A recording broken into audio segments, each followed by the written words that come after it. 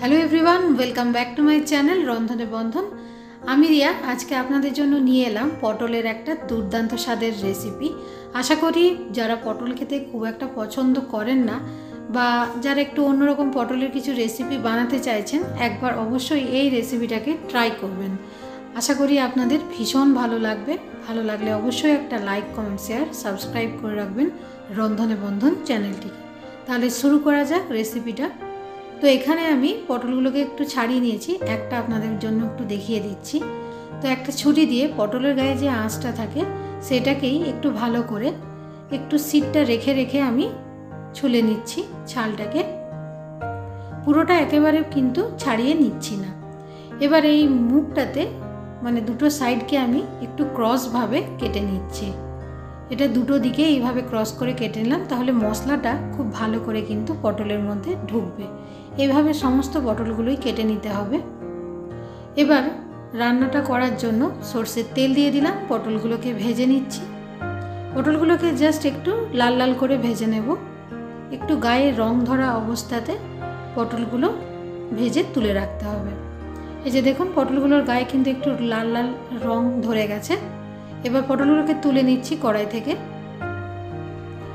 আলুগুলোকেও কেটে নিয়েছিলাম ঠিক এইভাবেই লম্বা লম্বা করে, তাই আলুগুলোকেও একটু ভেজে নিচ্ছি।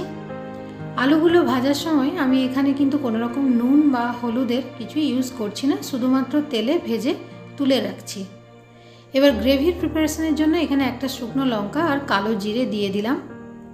এবার এর মধ্যে এক এক করে দিয়ে দিচ্ছি রসুন। এখানে 1 টিস্পুনের মতন রসুন দিলাম, 1 টিস্পুনের মতন গ্রেট করা আদাও দিলাম। এবার দিয়ে দিচ্ছি এখানে কুচানো পেঁয়াজ।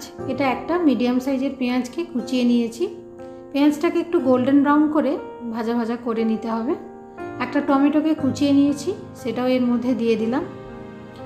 এবার খুব ভালো করে এই মশলাগুলোকে ভেজে নিতে হবে। এটাকে একটু নরম করার জন্য আমি অল্প একটুখানি জল দিচ্ছি, তাহলে একটু নরম হয়ে আসবে।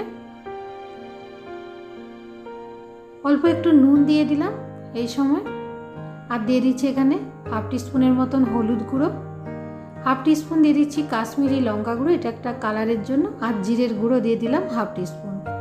এবার সব কিছু একসাথে ভালো করে মিশিয়ে নিতে হবে। এই সময় দিয়ে দিচ্ছি 1 টেবিল চামচ টক দই। টক দইটা একটু ফ্লেমটাকে কমিয়ে দেবেন, নাহলে কিন্তু ফেটে যেতে পারে। টক দইটা দিয়ে একটু ভালো করে কষিয়ে নিলাম। এবার এর মধ্যে দিয়ে দিচ্ছি অল্প একটু চিনি। এবার এখানে এই যে পোস্ত আর সর্ষে বাটা, এটা 1 চামচ ভর্তি দিয়ে দিলাম। এটা দেওয়ার জন্য এই রান্নাটাতে এতটা সুন্দর স্বাদ আসে।